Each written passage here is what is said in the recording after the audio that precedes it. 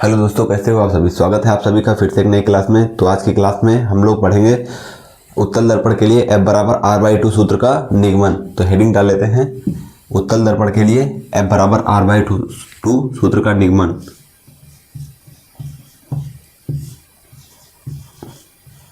उत्तल दर्पण के लिए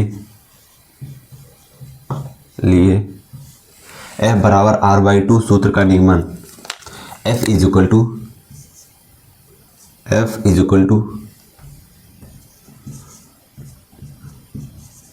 R/2 सूत्र का निगमन। F is equal to R/2 सूत्र का निगमन।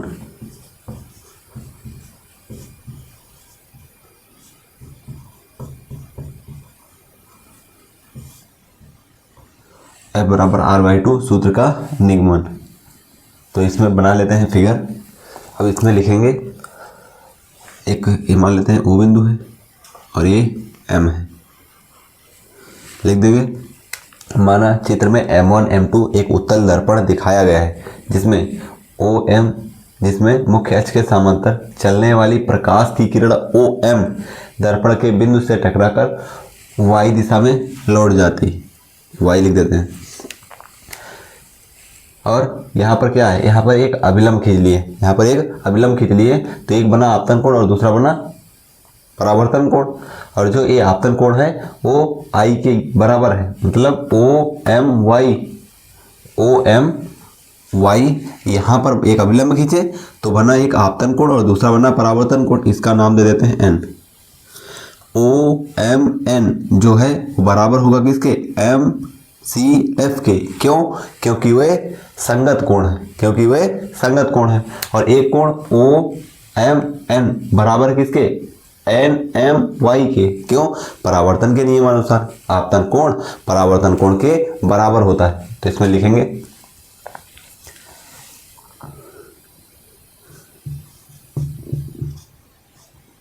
चित्र में M1 M2 एक अवतल M1 M2 एक उत्तल दर्पण दिखाया गया है।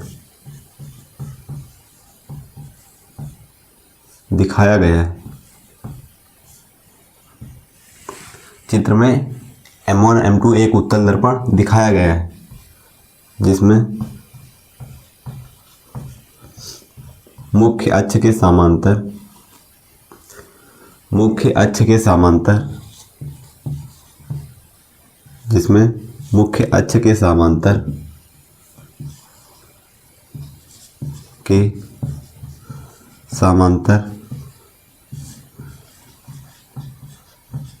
चलने वाली प्रकाश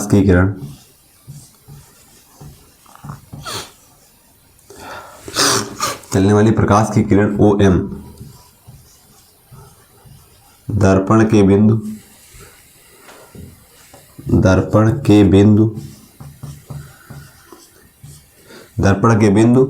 M से टकराकर MY दिशा में लौट जाती है। M से टकराकर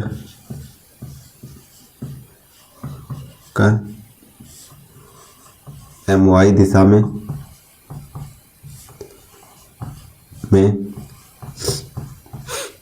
लौट जाती है।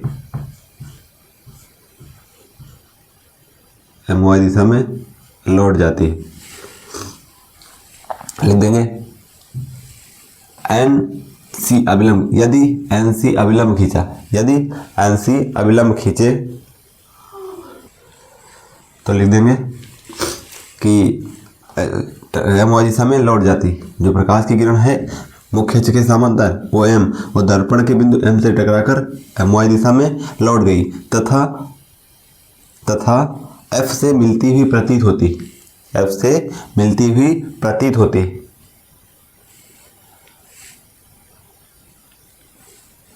लिख देंगे तथा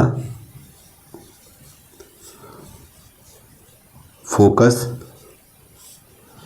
F से मिलती हुई प्रतीत होती, या लिख सकते हैं फोकस F से आती हुई प्रतीत होती है, प्रतीत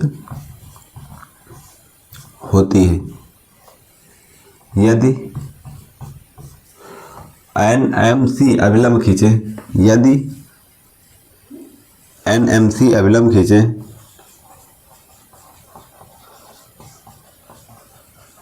NMC अभिलंब खींचे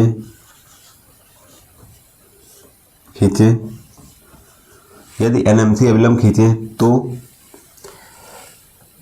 ONM तो बनेगा ONM आपतन कोण, ONM आपतन कोण तथा NMY परावर्तन कोण होंगे,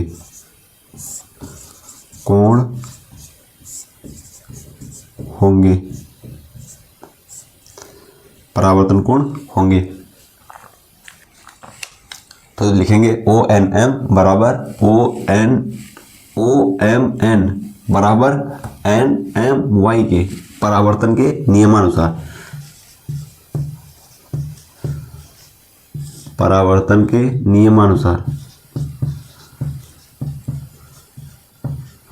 परावर्तन का नियम क्या कहता है कि जो आपतन कोण होगा वो सदैव परावर्तन कोण R के बराबर होगा। तो लिखेंगे कोण OMN बराबर कोण NMY के। क्यों? क्योंकि वे परावर्तन I जो है R के बराबर है, I जो है R के बराबर है। आपतन कोण और परावर्तन कोण बराबर होते हैं। और फिर क्या होगा, OMN कोण OMN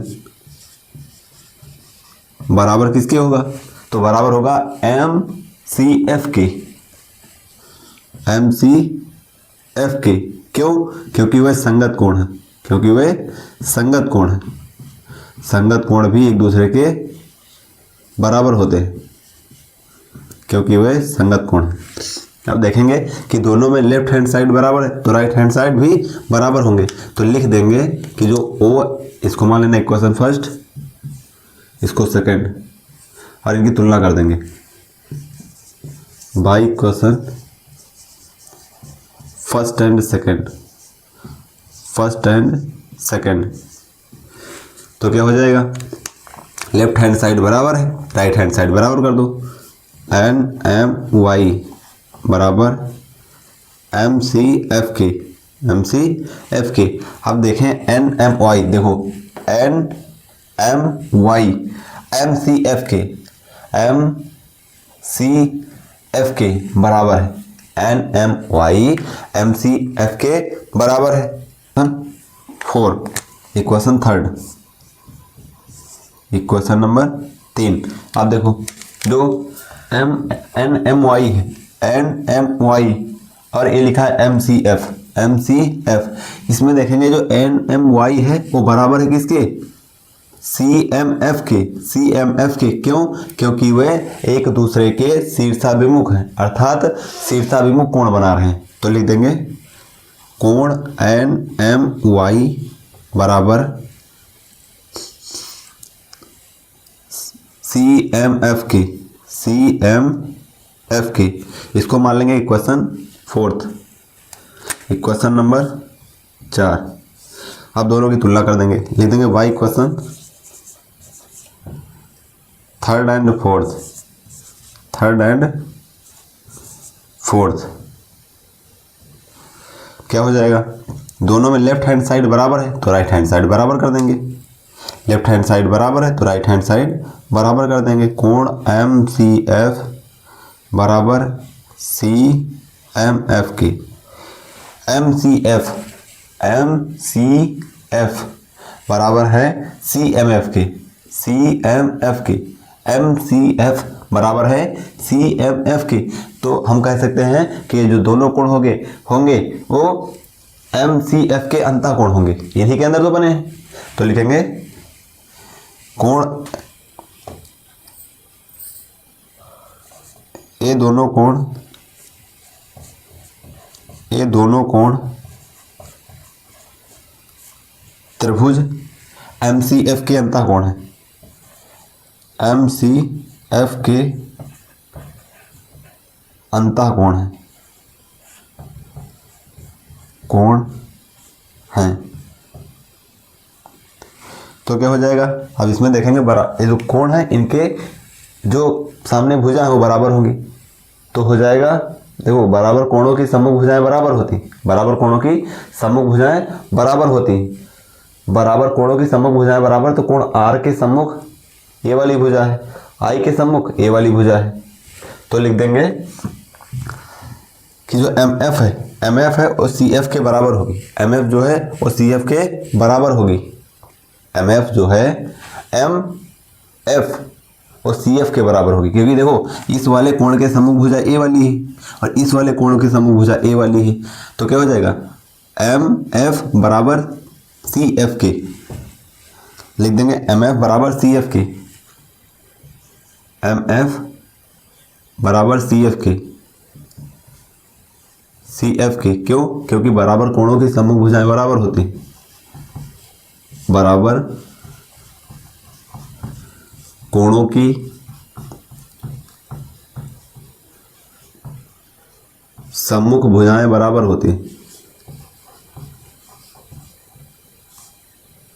सम्मुख भुजाएं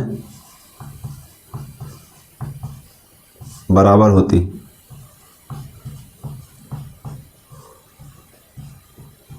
बराबर कोणों की सम्मुख भुजाएं बराबर होती। MF बराबर CF के, MF बराबर CF के, मान लेंगे कि दर्पण का द्वारक बहुत छोटा है जिससे MOP अत्यंत समीप है, MOP अत्यंत समीप है, तो MF को हम MF है उसको क्या लिख सकते हैं, FP लिख देंगे। माना दर्पण का द्वारक बहुत छोटा है, माना दर्पण का द्वारक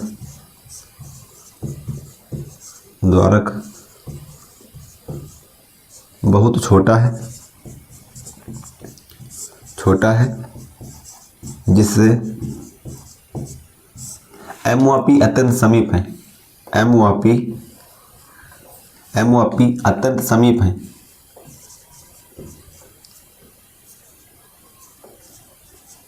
अत्यंत समीप है। तो क्या लिख सकते हैं कि MF की जगह जहां MF है उसको क्या लिख सकते हैं, PF, MF की जगह पर PF, अतः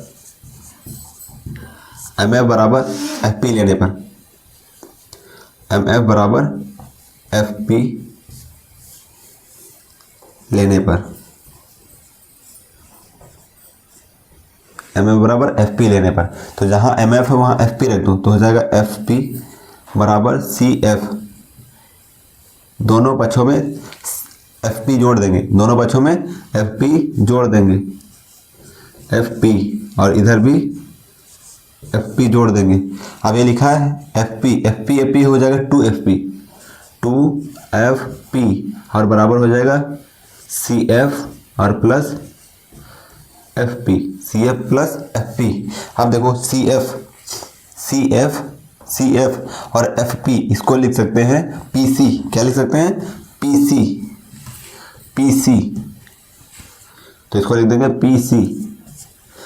अगर FP ये क्या है, FP ध्रुव से फोकस तक की दूरी, बता दे फोकस दूरी होती, उसको स्मॉल f से लिखते हैं, कहाँ से, तो बताएंगे स्मॉल f से। और PC ये वक्रता केंद्र है, ध्रुव से वक्रता केंद्र तक की दूरी वो कैपिटल R से लिखते हैं, तो उसको कैपिटल R लिख देंगे। तो क्या हुआ, इसकी जगह पर F और इसकी जगह पर R, तो हो जाएगा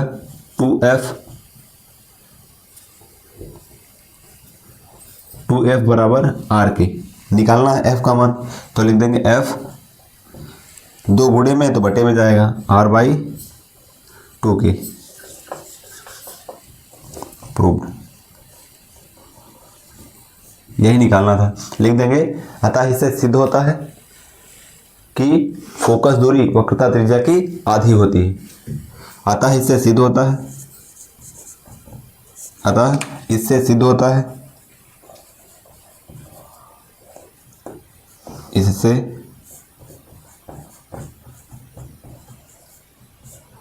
सिद्ध होता है कि फोकस दूरी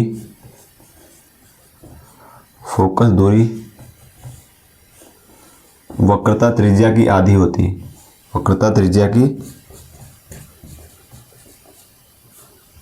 की आधी होती है।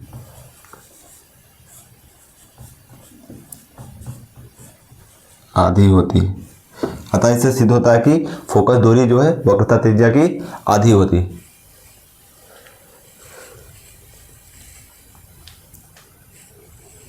तो आज के लिए बस इतना ही, मिलते हैं फिर नेक्स्ट क्लास में।